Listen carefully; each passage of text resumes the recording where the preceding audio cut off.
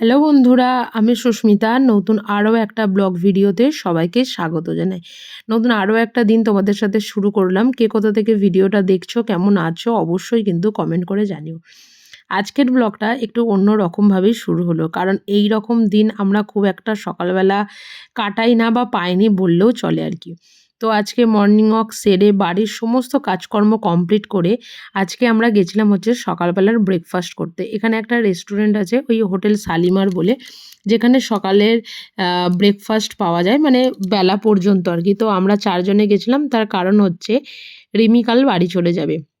তো যাবার আগে আমরা ডিসাইড করেছিলাম যে সকালবেলার ব্রেকফাস্টটা কোথাও করতে গেলে কেমন একটা মানে হয় আর কি।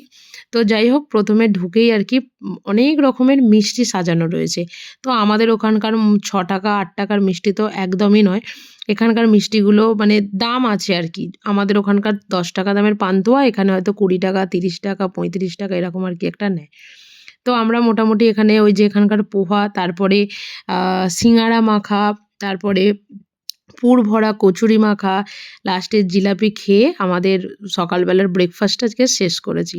করে যাই হোক বাড়ি এসেছি, কিন্তু আজকে রান্না-বান্নারও বিশেষ কোনো তোড়জোড় নেই। তার কারণ আগের একটা ব্লগে তোমরা দেখেছো যে আমি ভেজিটেবল চপ বানিয়েছিলাম। তো সেই ভেজিটেবল চপটা ওদেরকেও দিয়েছিলাম। তো ওদের খেয়ে ভালো লাগাতে ওরা আমাকে বলেছিল আবার বানানোর জন্য। কিন্তু ওরা সন্ধ্যাবেলা খাবে না।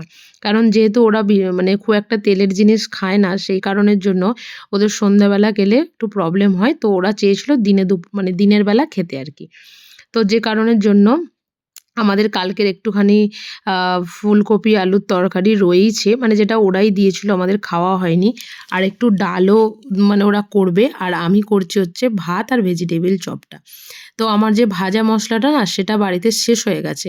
তো সেই কারণের জন্য এখানে গোটা জিরে, আ ধনে আর হচ্ছে তোমাদের শুকনো লঙ্কা দিয়ে এটাকে ভাজা করে ডাস্ট বানিয়ে নিয়েছি। আর এদিকে গাজর, বিট, তারপর আলুটাকে এদিকে গ্রেট করে নিচ্ছি। খুব তাড়াতাড়ি হয়।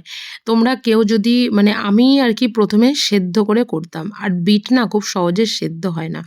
তখন আমারই একজন খুব চেনা পরিচিতি মানুষ আর কি, সে বলল যে এটাকে যদি একটু গ্রেট করে নেওয়া যায় আমার মনে হয় সবথেকে, আর এটা খুব সত্যি কথা। মানে গাজর, বিট, আলু একসাথে এইভাবে গ্রেট করে নিয়ে তোমরা ভেজিটেবল চপের পুরটা বানিয়ে দেখো, ১০ মিনিটও লাগবে না সেই মানে পুরটা রেডি হতে। কারণ ওই জলটা বেরিয়ে না সঙ্গে, সঙ্গে সেই জিনিসটা সেদ্ধ হয়ে যাবে। তো কড়ার মধ্যে একটুখানি ৫ ফোড়ন আর শুকনো লঙ্কা দিয়েছিলাম সরষের তেল দিয়ে।